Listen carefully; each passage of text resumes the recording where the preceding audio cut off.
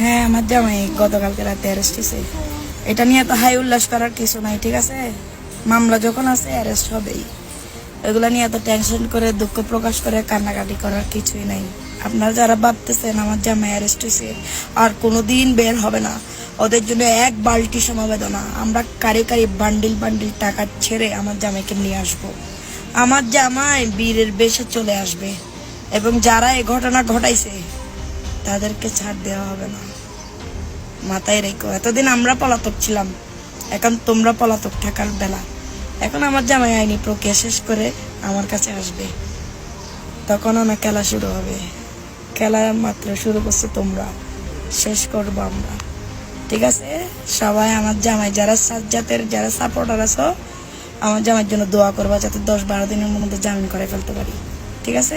হ্যাঁ, আমার জামাই গতকালকে রাতে অ্যারেস্ট হয়েছে। এটা নিয়ে তো হাই উল্লাস করার কিছু নাই, ঠিক আছে? মামলা যখন আছে অ্যারেস্ট হবেই। এগুলা নিয়ে এত টেনশন করে দুঃখ প্রকাশ করে কান্নাকাটি করার কিছুই নাই। আপনারা যারা ভাবতেছেন আমার জামাই অ্যারেস্ট হয়েছে আর কোনোদিন বের হবে না, ওদের জন্য এক বালতি সমবেদনা। আমরা কারি কারি বান্ডিল বান্ডিল টাকা ছেড়ে আমার জামাইকে নিয়ে আসব।